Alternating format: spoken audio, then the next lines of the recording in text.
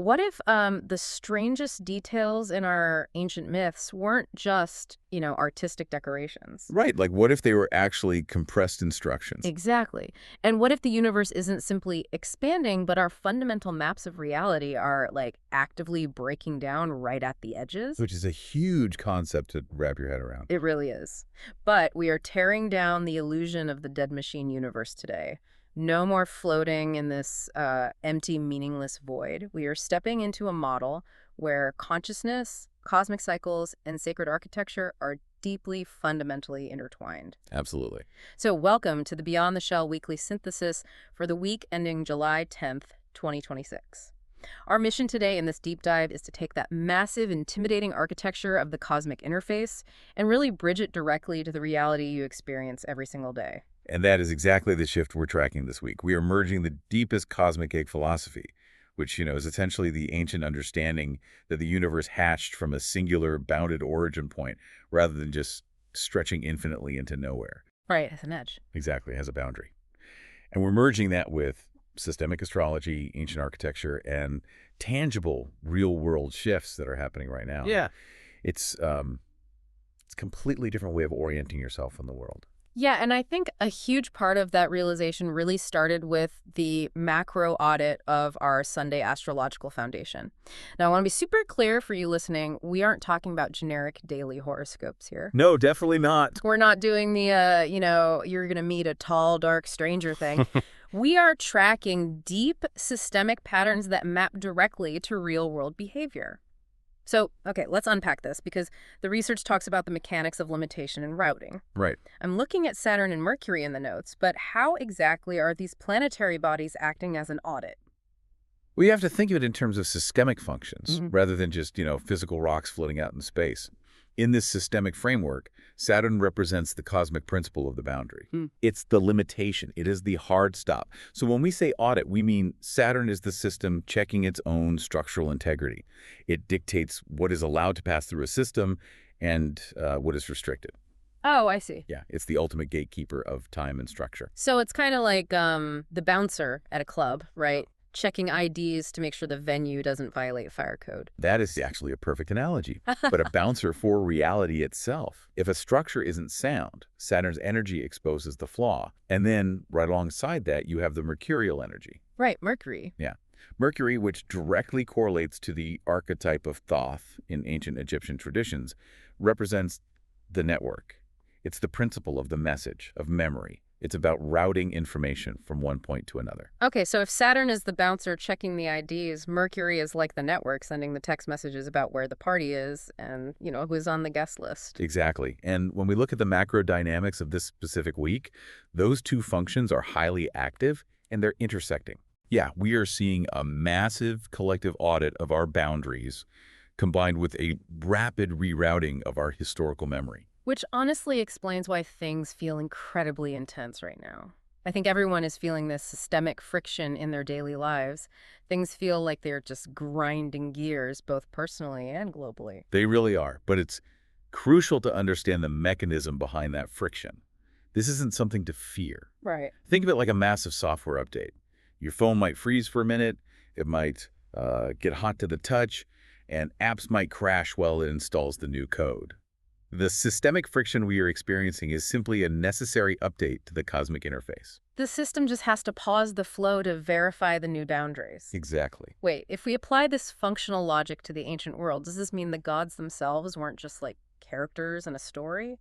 See, what's fascinating here is how perfectly that aligns with the texts when you strip away our modern prejudice. We tend to look back and think, oh, ancient people were just making up fairy tales because they didn't know better. Right, like they were just scared of thunder. Exactly. But the gods were celestial job titles. The firmament wasn't a mythological zoo. It was an organization chart. Thoth is the memory routing function. Saturn is the timekeeper and boundary enforcer. That completely changes how I read these stories. So a gatekeeper standing in front of a magical door isn't just some scary monster put there to make the story more exciting. No, not at all. Yeah. A gatekeeper represents transition logic. What are the rules for moving from state A to state B? Wow. And a judge in the underworld isn't just a moral punisher trying to scare people into being good. The judge represents a sorting algorithm. A sorting algorithm. Yeah, Where does this specific energy or data belong based on its weight and density? When a figure appears at a threshold in an ancient myth, the primary question you must ask is, what cosmic function is this office performing? I hear that, but let me play devil's advocate for a second. If these gods are just cosmic middle management, why did ancient cultures bother dressing them up in these elaborate, super dramatic myths? It's a fair question. I mean, why all the betrayal, the multi-howled monsters, the epic battles? Why not just write down the rules of the system in a textbook? Because of the problem of vocabulary. And really, the problem of time. Imagine you want to transmit highly complex, life-saving instructions about cosmic roots, agricultural timing, and systemic boundaries across 10,000 years. Okay. You don't have modern words like bandwidth or sorting algorithm or transition logic. Furthermore, textbooks burn. True. Libraries are destroyed. Exactly. So what do? You use the most durable compression format humanity has ever invented. Stoy. Exactly. You wrap the data in a narrative. You create literal zip files of cosmic data. Story survives famine. It survives war. It survives the collapse of empires because humans will always, always tell stories around a fire. That makes so much sense. The narrative wrapper basically keeps the data intact. Right. And when you look at these sky manuals that we eventually forgot how to read, you can actually translate the symbols back into their systemic functions. Give me an example of that. Yeah. What are we actually translating when we look at these myths? Well, as we mentioned, a gate marks transition logic.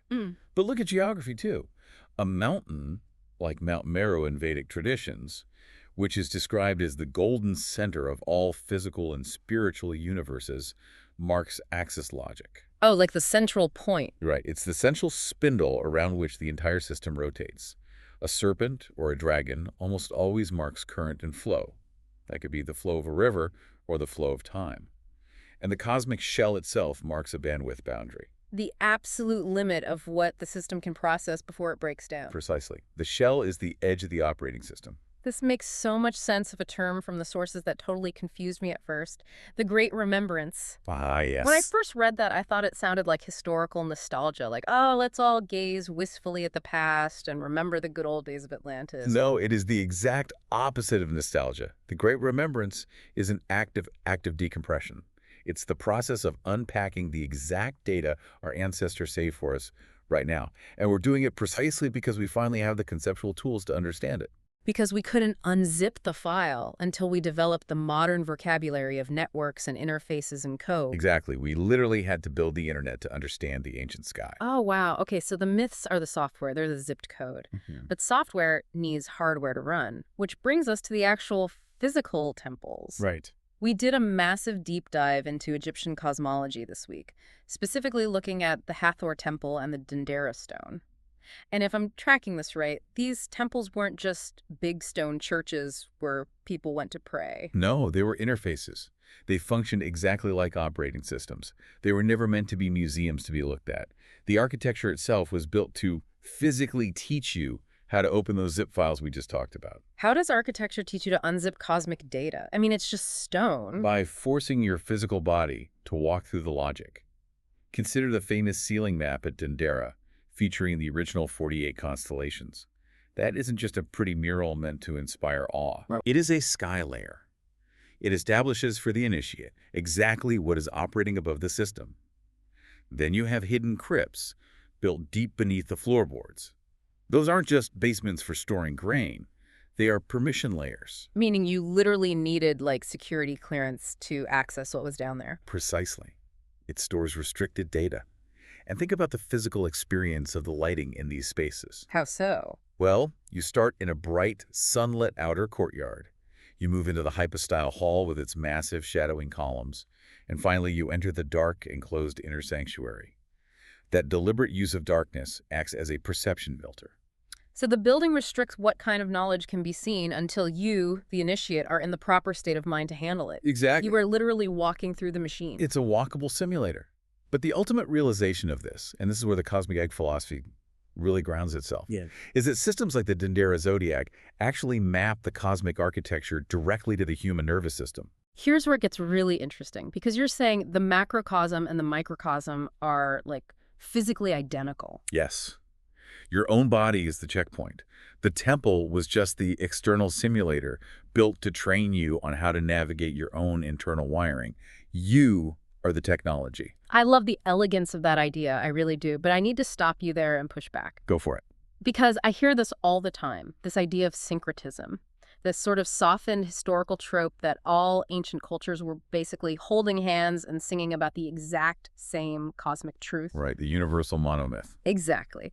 But if you actually look at the maps, they contradict each other completely. The Egyptian underworld looks nothing like the Vedic cosmos. The Norse world tree doesn't match the Greek pantheon. If it's one universal truth, shouldn't all the maps match? Well, if we connect this to the bigger picture, the disagreement isn't a flaw. The disagreement is the key. Contradiction reveals the translation layer. What do you mean by that? How does a broken map reveal a layer? Think about the sheer scale of the universe. It is an unmanageable, infinite field of raw data. A human mind cannot process infinity. No, definitely not. So if one tradition encodes the boundary of reality as a cosmic shell, another encodes it as a temple ceiling, another as a giant dragon biting its tail, and another as a rushing river. The fact that they contradict each other visually is the point. Oh, I see. They are all rendering the same infinite reality through different local interfaces. So it's kind of like trying to explain the internet. One person draws a cloud, another person draws a web, another person draws a series of glowing tubes. Right. None of those pictures are the actual internet, but they are all local, understandable interfaces trying to explain the exact same invisible architecture. That is a perfect analogy. The web and the cloud look entirely different, but they process the same data. Yeah. We see this exact same map failure, this friction at the edges of the translation layer in modern science right now. Take the Hubble tension. Right. This is one of the biggest crises in modern astronomy today. It really is. Our best scientific measurements of the early universe, using the cosmic microwave background, the echo of the Big Bang, and our measurements of the late universe, using the light from exploding supernovas, currently do not agree on how fast reality is expanding. The numbers refuse to match. Exactly. Our modern maps are actively breaking down at the edges. The standard candles and the cosmic microwave background are essentially drawing two different internets. Because finite observers always need a filter before infinite reality becomes usable. Whether it's a modern astronomer tracking fast radio bursts through intergalactic space, or an ancient Vedic scholar charting the nested spheres and lokas. The lokas being those distinct vibrational planes of existence described in Hindu cosmology. Right. The invariant rule is exactly the same for both of them. The observer cannot process the totality of the field without a filter. When your measurements hit the absolute edge of your filter, your map breaks. Okay, so if the map always breaks eventually, how do civilizations actually build these filters in the first place? Especially during times of immense pressure when it feels like reality is fracturing. Our sources this week took us to ancient China to answer this, specifically looking at the 100 schools of thought. Yes. And we usually study the 100 schools of thought as a political or philosophical history, but we need to look at them as an operating system for reality. Okay. They emerged during the Warring States period, which was a time of massive, bloody societal collapse. Under that kind of pressure, Chinese thinkers essentially built a reality interface stack to filter the chaos and keep society from drowning. How did that stack actually work? Because the sources mention legalism, Taoism, and naturalism, and they seem totally opposed to each other. They are opposed, but they function together as a stack. You start with legalism, which acts as the shell, or the limit layer. Legalism was born from chaos, and its answer was to physically audit society through strict laws, absolute standards, and harsh punishments. It's all about rigid boundaries and verification. Exactly. He says, the world is chaos, therefore we must build an unbreakable wall. Which ties perfectly back to that Saturn energy we talked about at the very beginning of the deep dive. The audit. The hard stop. You're totally tracking with this, yes. But a system that is purely rigid, purely legalist, will shatter under pressure. It's too brittle. So you have Taoism, which acts as the flow and memory layer. Okay. Taoism introduces the non-coercive pattern field. It's the idea of wu-wei, or effortless action. It is the realization that if you squeeze society too hard, it breaks. It's about moving with the current of the cosmos, rather than fighting it. So legalism is the concrete dam, and Taoism is the water flowing through it. Beautifully put. And connecting them is naturalism, concepts like yin-yang and the 5 phases. Now, where does that fit into the stack? Naturalism acts as the translation layer. It maps the grand cycles of the cosmos directly into the human body, into herbal medicine, and into the changing of the seasons. It makes the massive macrocosm understandable to the human microcosm. And if we look at the geopolitical energy of this exact week, right now, we are seeing this exact same dynamic play out globally. We are seeing a collective global struggle between that legalist need for rigid, verified boundaries and the Taoist demand for unimpeded flow. You can see it in almost every headline. Right. And recognizing this mechanism is profoundly helpful. We're obviously not taking sides here, we're just neutrally observing the pattern, but it allows us to observe global friction without falling into panic or fear-mongering. What we are witnessing is simply a geopolitical audit. Exactly. The macro system is adjusting its bandwidth.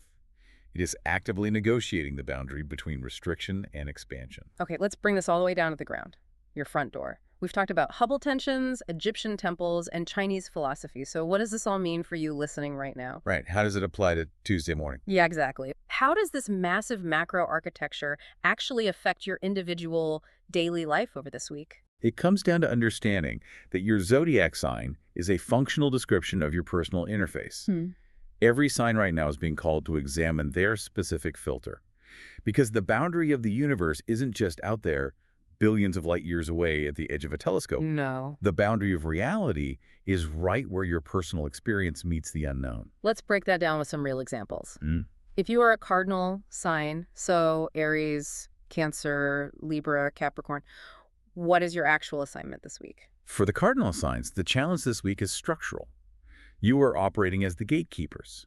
You are the ones defining the transition logic for your immediate world. Meaning, in your family dynamics or your workplace, you're the one setting the boundary. Yes.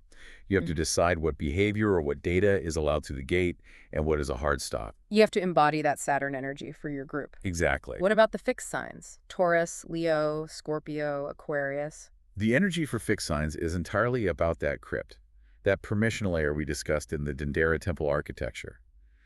Your task is facing the darkness. Okay, that sounds intense. It can be. Yeah. This week, a hidden room inside your own psyche is ready to be unlocked.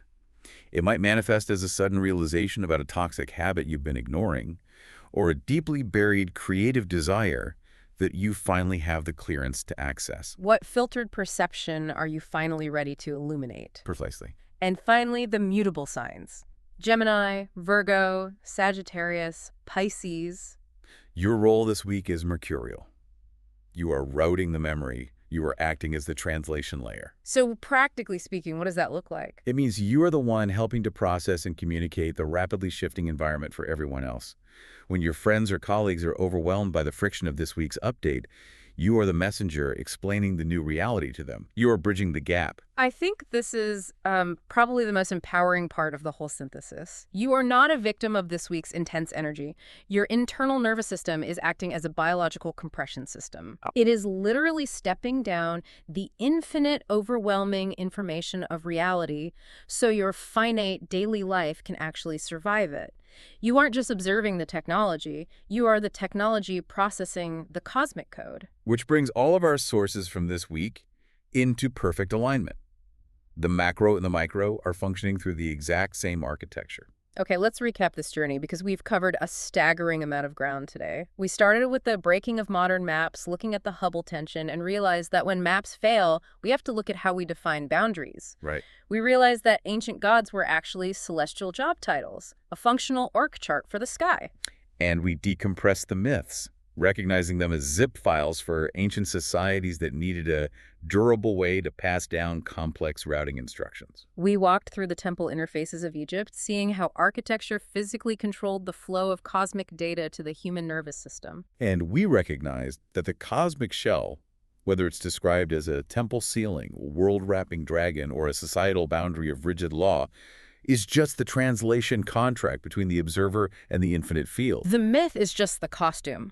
The invariant, the actual mechanism that never changes, is the filter. This actually raises an important question, one that connects everything we've synthesized today. What's that? If ancient sacred spaces were built as simulators, and your own nervous system acts as a biological checkpoint filtering out overwhelming cosmic signals, Okay. then your entire human experience is essentially a safe room. It is a highly protected, brilliantly designed interface, keeping you from drowning in the raw, unfiltered data of reality. Think about that as you go about your week. If your everyday reality is just a filtered interface designed to keep you safe, What exactly are you about to see when the map finally breaks?